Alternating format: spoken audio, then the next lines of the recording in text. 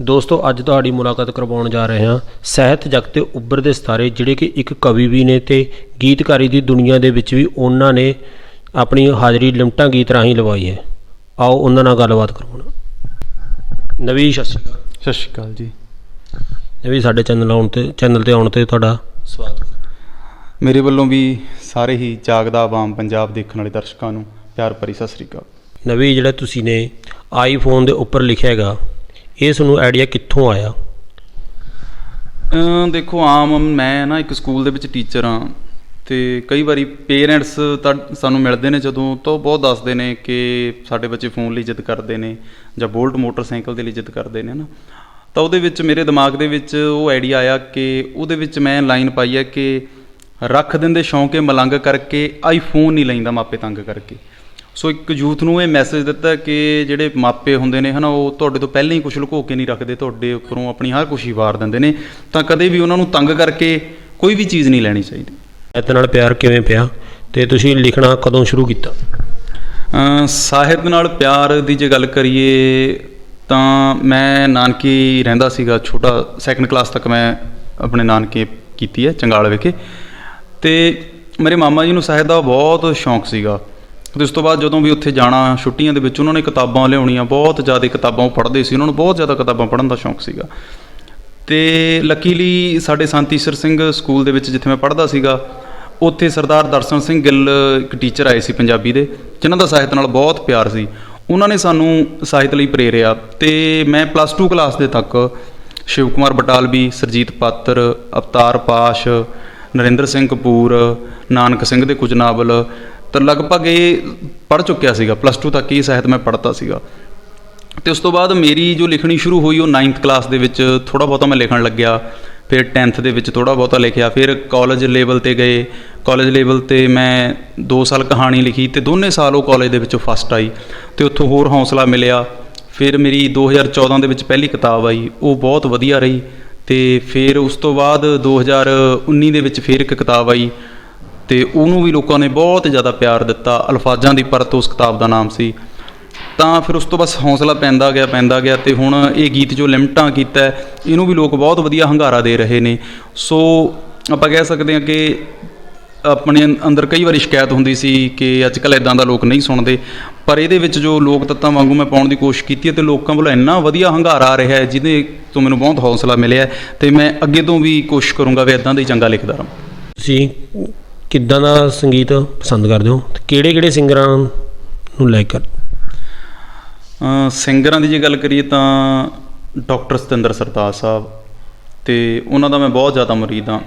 ਅੱਜ ਦੇ ਟਾਈਮ ਦੇ ਵਿੱਚ ਮੈਨੂੰ ਨਹੀਂ ਲੱਗਦਾ ਉਹਨਾਂ ਤੋਂ ਉੱਪਰ ਕੋਈ ਲਿਖਦਾ। ਅਤੇ ਜੇਕਰ ਹੋਰ ਸਿੰਗਰਾਂ ਦੀ ਗੱਲ ਕਰੀਏ, ਦੇਵੀ ਮਖਸੂਸਪੁਰੀ ਸਾਹਿਬ ਦੀ ਕਲਮ ਤੋਂ ਮੈਂ ਬਹੁਤ ਪ੍ਰਭਾਵਿਤ ਹਾਂ, ਅਤੇ ਚਰਨ ਲਿਖਾਰੀ, ਪ੍ਰਗਟ ਲਿੱਦੜਾ ਜੀ, ਰਾਜ ਕਾਕੜਾ ਸਾਹਿਬ, ਪ੍ਰੀਤ ਖੇਤਲਾ, ਸੋ ਇਹ ਰਾਈਟਰ ਮੈਨੂੰ ਬਹੁਤ ਵਧੀਆ ਲੱਗਦੇ ਨੇ। ਅਤੇ ਉਸ ਤੋਂ ਬਾਅਦ ਜੇ ਸੰਗੀਤ ਸੁਣਨ ਦੀ ਗੱਲ ਕਰੀਏ ਤਾਂ ਜਗਜੀਤ ਸਿੰਘ ਮੈਂ ਕਾਫੀ ਸੁਣਦਾ, ਗੁਲਾਮ ਅਲੀ ਸੁਣਦਾ, ਸ਼ੌਕਤ ਅਲੀ ਸਾਹਿਬ, ਅਤੇ ਥੋੜ੍ਹਾ ਪਾਕਿਸਤਾਨੀ ਸੰਗੀਤ ਮੈਂ ਸੁਣਦਾ ਜ਼ਿਆਦਾ।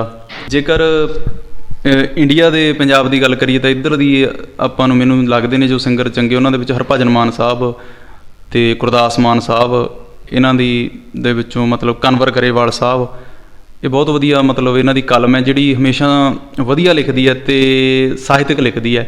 ਇਹਨਾਂ ਨੇ ਮੈਨੂੰ ਬਹੁਤ ਪ੍ਰਭਾਵਿਤ ਕੀਤਾ। ਕਿਸੇ ਗਾਇਕ ਦੀਆਂ 2 ਲਾਈਨਾਂ ਸੁਣਾਓਗੇ? ਹਾਂਜੀ, ਸਤਿੰਦਰ ਸਰਤਾਜ ਸਾਹਿਬ ਦੀਆਂ ਸੁਣਾ ਦਿੰਦੇ ਹਾਂ ਕਿ ਵੈਸੇ ਤਾਂ ਉਹਨਾਂ ਦੀ ਹਰ ਲਾਈਨ ਹੀ ਮੈਨੂੰ ਬਹੁਤ ਜ਼ਿਆਦਾ ਪਿਆਰੀ ਹੈ ਕਿ ਉਹਨਾਂ ਦੀਆਂ ਲਾਈਨਾਂ ਨੇ, ਜੇ ਕੋਈ ਦੱਸੇ ਗੱਲ ਤਜਰਬੇ ਵਾਲੀ ਤਾਂ ਸੁਣ ਲਈਏ ਗੱਲ ਨਾ ਪਈਏ, ਬਣ ਜਾਈਏ ਉਸਤਾਦ ਜੀ ਭਾਵੇਂ ਤਾਂ ਵੀ ਸਿੱਖਦੇ ਰਹੀਏ ਨੀਵੇਂ ਬਈਏ। ਨਵੀਂ ਜਿਹੜੀਆਂ ਤੁਸੀਂ 2 ਕਿਤਾਬਾਂ ਲਿਖੀਆਂ ਨੇ ਇਹਨਾਂ ਦੇ ਵਿੱਚੋਂ ਵੀ 2 ਲਾਈਨਾਂ ਸਾਡੇ ਦਰਸ਼ਕਾਂ ਨੂੰ ਸੁਣਾਓ। ਜੀ ਬਿਲਕੁਲ, ਮੈਂ ਤੁਹਾਨੂੰ ਅਲਫਾਜ਼ਾਂ ਦੀ ਪਰਤ ਕਿਤਾਬ ਦੇ ਵਿੱਚੋਂ 2 ਲਾਈਨਾਂ ਸੁਣਾਉਣਾ ਕਿ ਦਿਨ ਚੜ੍ਹੇ ਜੋ ਲੱਗਦਾ ਏ ਕਿ ਪਿਆਰ ਵੇਚਦੇ ਨੇ, ਇਹੀ ਲੋਕੀ ਰਾਤਾਂ ਨੂੰ ਹਥਿਆਰ ਵੇਚਦੇ ਨੇ। ਐਵੇਂ ਕਰ ਭਰੋਸਾ ਕਿਧਰੇ ਚੋਟ ਨਾ ਖਾ ਲਈ ਤੂੰ, ਕੁਝ ਛਿਲੜਾਂ ਲਈ ਲੋਕੀ ਹੁਣ ਤਵਾਰ ਵੇਚਦੇ ਨੇ। ਸੱਚ 'ਤੇ ਲੜਨੇ ਵਾਲੇ ਅੱਜ ਕੱਲ੍ਹ ਝੂਠੇ ਨੇ, ਅੱਜ ਕੱਲ੍ਹ ਸੱਚ ਹੈ ਉਹੀ ਜੋ ਅਖਬਾਰ ਵੇਚਦੇ ਨੇ। ਸੀਸਾਂ 'ਤੇ ਦਸਤਾਰ ਸਜਾ, ਬੁੱਲਾਂ ਦੇ ਵਿੱਚ ਜਰਦੇ ਪਾ, ਐਸੇ ਲੋਕੀ ਸਿੱਖੀ ਦਾ ਕਿਰਦਾਰ ਵੇਚਦੇ ਨੇ, ਐਸੇ ਲੋਕੀ ਸਿੱਖੀ ਦਾ ਕਿਰਦਾਰ ਵੇਚਦੇ ਨੇ। ਵਾਹ ਜੀ ਵਾਹ। ਅੱਜ ਕੱਲ੍ਹ ਬਹੁਤ ਗਾਇਕਾਂ ਵੱਲੋਂ ਨਸ਼ਿਆਂ ਨੂੰ ਪ੍ਰਮੋਟ ਕੀਤਾ ਜਾਂਦਾ ਹੈ ਤੇ ਹਥਿਆਰਾਂ ਨੂੰ ਲੈ ਕੇ। ਤੇ ਬਾਕੀ ਅੱਜ ਕੱਲ੍ਹ ਜਿਹੜੀ ਨੌਜਵਾਨ ਪੀੜ੍ਹੀ ਹੈ ਇਸ ਚੀਜ਼ ਨੂੰ ਜ਼ਿਆਦਾ ਪ੍ਰਮੋਟ ਕਰਦੀ ਹੈ। ਤੁਸੀਂ ਵੀ ਕਦੇ ਇਸ 'ਤੇ ਲਿਖਣਾ ਚਾਹਿਆ? ਨਹੀਂ, ਮੇਰਾ ਟੇਸਟ ਇੱਦਾਂ ਦਾ ਨਹੀਂ। ਮੇਰੀ ਜੋ ਕਲਮ ਹੈ, ਮੈਨੂੰ ਲੱਗਦਾ ਵੀ ਜੋ ਹਕੀਕਤ ਜੀ ਦੇ ਨੇੜੇ ਰਹਿ ਕੇ ਮੈਂ ਲਿਖਣਾ ਚਾਹੁੰਦਾ, ਜੋ ਮੈਨੂੰ ਚੰਗਾ ਲੱਗਦਾ ਹੈ। ਬਾਕੀ ਇਹ ਹੈ ਵੀ ਕਿੱਦਾਂ ਦਾ ਵੀ ਸੰਗੀਤ ਦਾ ਜਿਹੜਾ ਉਹ ਅਸਰ ਜ਼ਰੂਰ ਪਾਉਂਦਾ ਹੈ ਕਿਸੇ ਵੀ ਸ਼ਖਸ 'ਤੇ। ਜਿੱਦਾਂ ਲੇਲਨ ਨੇ ਕਿਹਾ ਸੀ ਕਿ ਤੁਸੀਂ ਮੈਨੂੰ ਇਹ ਦੱਸ ਦਿਓ ਕਿ ਤੁਹਾਡੇ ਦੇਸ਼ ਦੀ ਨੌਜਵਾਨ ਪੀੜ੍ਹੀ ਹੈ ਜਿਹੜੀ, ਉਹਦੇ ਬੁੱਲ੍ਹਾਂ ਦੇ ਉੱਤੇ 5 ਗੀਤ ਕਿਹੜੇ ਨੇ, ਮੈਂ ਤੁਹਾਨੂੰ ਤੁਹਾਡੇ ਦੇਸ਼ ਦਾ ਭਵਿੱਖ ਦੱਸ ਦੂੰਗਾ। ਤਾਂ ਜਿੱਦਾਂ ਪਿਛਲੇ ਸਮੇਂ ਦੇ ਵਿੱਚ ਜਦੋਂ ਗੁਰੂ ਗੋਬਿੰਦ ਸਿੰਘ ਹੋਏ ਨੇ ਜਾਂ ਆਪਣੇ ਸਿੰਘ ਲੜਾਈਆਂ ਕਰਦੇ ਸੀਗੇ ਤਾਂ 12 ਗਾਈਆਂ ਜਾਂਦੀਆਂ ਸੀ। ਉਹ 12 ਦੇ ਨਾਲ ਵੀਰ ਰਸ ਗਾਇਆ ਜਾਂਦਾ ਸੀ ਤਾਂ ਕਿ ਜੋਸ਼ ਪੈਦਾ ਕੀਤਾ ਜਾ ਸਕੇ ਲੜਨ ਦੇ ਲਈ। ਅੱਜ ਦਾ ਵੀ ਜੋ ਸੰਗੀਤ ਹੈ ਉਹ ਜੋਸ਼ ਪੈਦਾ ਕਰ ਦਿੰਦਾ ਹੈ ਕਿਉਂਕਿ ਉੱਦਾਂ ਦਾ ਸੰਗੀਤ ਹੈਗਾ, ਪਰ ਉਹ ਸਾਹਮਣੇ ਕੋਈ ਟਾਰਗੇਟ ਹੈ ਨਹੀਂ ਅੱਜ ਕਿਹਦੇ ਨਾਲ ਆਪਾਂ ਲੜਨਾ ਹੈ। ਤਾਂ ਕਈ ਵਾਰੀ ਨੌਜਵਾਨ ਫਿਰ ਵਿਆਹ ਸ਼ਾਦੀਆਂ 'ਚ ਜਾਂ ਹੋਰ ਕਿਤੇ ਆਪਾਂ ਦੇਖਦੇ ਹਾਂ ਸਟੇਟਸਾਂ 'ਚ ਇੱਕ ਦੂਸਰੇ ਨੂੰ ਕਰਦੇ ਨੇ, ਆਪਸ ਦੇ ਵਿੱਚ ਲੜ ਪੈਂਦੇ ਨੇ। ਨਾ ਕਿਤੇ ਇੱਦਾਂ ਦਾ ਅਸਰ ਪੈ ਜਾਂਦਾ ਹੈ।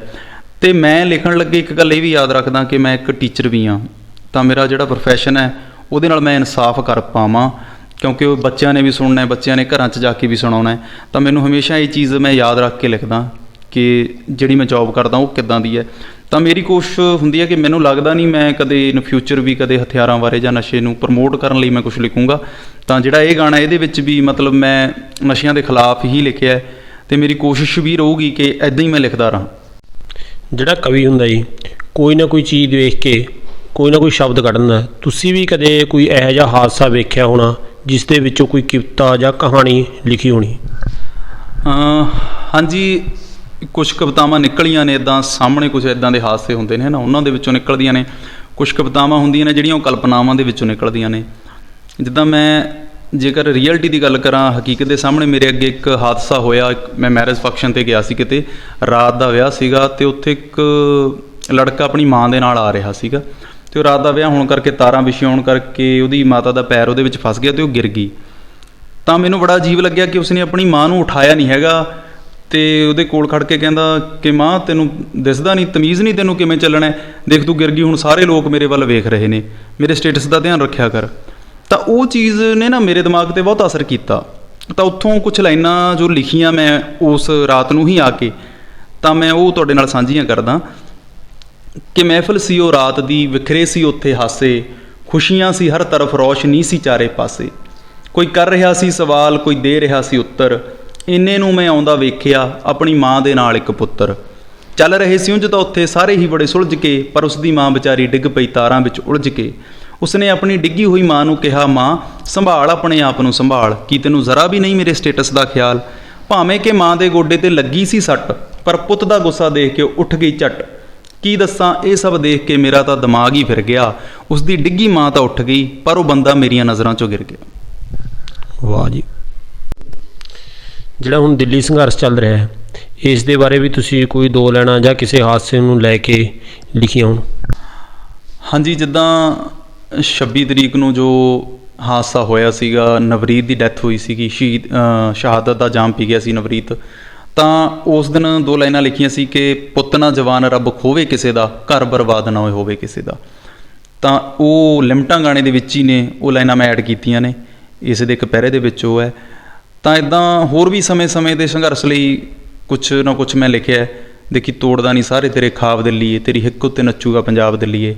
ਸੋ ਇੱਦਾਂ ਦਾ ਸਮੇਂ-ਸਮੇਂ 'ਤੇ ਮਤਲਬ ਕੋਈ ਵੀ ਕਿਤੇ ਵੀ ਜ਼ੁਲਮ ਹੋ ਰਿਹਾ ਲੋਕਾਂ ਖਿਲਾਫ, ਤਾਂ ਉੱਥੇ ਮੈਂ ਲਿਖਣ ਦਾ ਯਤਨ ਕਰਦਾ। ਸੋ ਇੱਕ ਵਾਰੀ ਮੈਂ ਲਿਖਿਆ ਸੀ ਕਿ ਇਹ ਨਾ ਸੋਚੀ ਕਿ ਬਸ ਭੀੜ ਵਿੱਚ ਖੜਨ ਆਇਆ, ਇਹ ਨਾ ਸੋਚੀ ਕਿ ਬਸ ਭੀੜ ਵਿੱਚ ਖੜਨ ਆਇਆ, ਅਸੀਂ ਤਾਂ ਆਪਣੇ ਹੱਕਾਂ ਖਾਤਰ ਲੜਨ ਆਏ ਹਾਂ। ਧਮਕਾ ਰਿਹਾ ਏ ਲੋਕਾਂ ਨੂੰ ਤੂੰ ਦੇ ਕੇ ਜਿਸ ਸੂਲੀ ਦਾ ਡਰ, ਹਾਂ ਅੱਜ ਖੁਦ ਹੀ ਅਸੀਂ ਉਸ ਸੂਲੀ 'ਤੇ ਚੜ੍ਹਨ ਆਏ ਹਾਂ। ਇਹ ਨਾ ਸੋਚੀ ਕਿ ਭੀੜ ਵਿੱਚ ਖੜਨ ਆਏ ਹਾਂ, ਅਸੀਂ ਤਾਂ ਆਪਣੇ ਹੱਕਾਂ ਲਈ ਲੜਨ ਆਏ।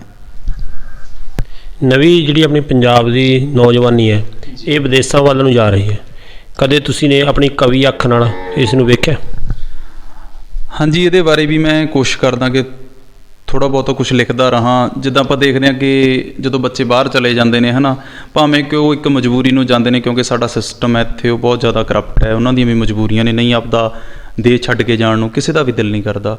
ਤਾਂ ਪਿੱਛੋਂ ਇੱਥੇ ਮਾਵਾਂ ਬਹੁਤ ਜ਼ਿਆਦਾ ਤੜਫਦੀਆਂ ਨੇ ਹੈ ਨਾ।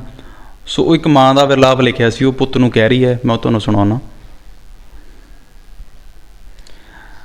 ਕਿ ਕਦੇ ਪੁੱਛ ਲੈ ਤੂੰ ਹਾਲ ਆ ਕੇ ਅੰਮੀ ਦਾ, ਜਿਹਨੂੰ ਕਰ ਗਏ ਆ ਹਾਲੋਂ ਬੇਹਾਲ ਵੇ, ਜਿੱਦਾਂ ਮੁਲਕ ਬਗਾਨਾ ਭਾਲ ਲਿਆ ਸੀ, ਪੁੱਤਾਂ ਮੁੜ ਕੇ ਪੰਜਾਬ ਵੀ ਲੈ ਭਾਲ ਵੇ। ਖੌਰੇ ਕਿਹੜੇ ਵੇਲੇ ਸੌਂਦਾ ਹੋਣਾ ਚੰਦਰਾ, ਕਿਹੜੇ ਵੇਲੇ ਕੰਮ ਤੇ ਉਹ ਜਾਂਦਾ ਏ, ਇੱਥੇ ਮੱਖਣਾਂ ਦਾ ਡਾਢਾ ਉਹ ਸ਼ੌਕੀਨ ਸੀ, ਹੁਣ ਰੁੱਖੀ ਮਿੱਸੀ ਖੌਰੇ ਕਿੱਦਾਂ ਖਾਂਦਾ ਏ। ਆ ਵੇਖ ਪਈਆਂ ਚਾਟੀ 'ਚ ਮਧਾਣੀਆਂ, ਆ ਕੇ ਤੇਰੇ ਲਈ ਸ਼ਿੰਗਾਰੇ ਵੇਖੀ ਥਾਲ ਵੇ, ਜਿੱਦਾਂ ਮੁਲਕ ਬਗਾਨਾ ਭਾਲ ਲਿਆ ਸੀ, ਪੁੱਤਾਂ ਮੁੜ ਕੇ ਪੰਜਾਬ ਵੀ ਲੈ ਭਾਲ ਵੇ। ਵਾਹ ਜੀ ਵਾਹ। ਨਵੀਂ ਜੀ ਲਿਮਟਾਂ ਗਾਣੇ ਨੂੰ ਬਹੁਤ ਵਧੀਆ ਪਿਆਰ ਮਿਲਦਾ, ਦਰਸ਼ਕਾਂ ਨੇ ਬਹੁਤ ਸੁਣਿਆ। ਇਦੋਂ ਅਗਲੇ ਪ੍ਰੋਜੈਕਟ ਕੀਤੇ? ਇਦੋਂ ਅੱਗੇ ਇੱਕ ਗਾਣਾ ਆ ਰਿਹਾ ਜੀ, ਬਾਪੂ ਗਾਣਾ, ਬਹੁਤ ਇਮੋਸ਼ਨਲ ਗਾਣਾ ਹੈ ਉਹ, ਅਤੇ ਦੀਪ ਹਨੀ ਨੇ ਬਠਿੰਡੇ ਤੋਂ ਉਹਨਾਂ ਨੇ ਕੀਤਾ ਉਹ। ਅਤੇ ਉਸ ਤੋਂ ਬਾਅਦ ਇੱਕ ਸੈਡ ਸੌਂਗ ਸੈਡ ਰੋਮੈਂਟਿਕ ਜਾ ਰਿਹਾ ਹੈ, ਅਨਮੋਲ ਦੀਪ ਦੀ ਆਵਾਜ਼ ਦੇ ਵਿੱਚ ਹੀ ਆ ਰਿਹਾ ਹੈ। ਸੋ ਉਮੀਦ ਕਰਦਾ ਕਿ ਉਹਨੂੰ ਵੀ ਦਰਸ਼ਕ ਪਿਆਰ ਦੇਣਗੇ। ਫਿਲਹਾਲ ਹਾਲੇ ਇਹੀ 2 ਪ੍ਰੋਜੈਕਟ ਨੇ ਅੱਗੇ। ਜਾਗਦਾ ਆਮ ਪੰਜਾਬੀ ਦੇ ਦਰਸ਼ਕਾਂ ਨੂੰ ਤੁਸੀਂ ਕੀ ਸੰਦੇਸ਼ ਦੇਣਾ ਚਾਹੁੰਦੇ?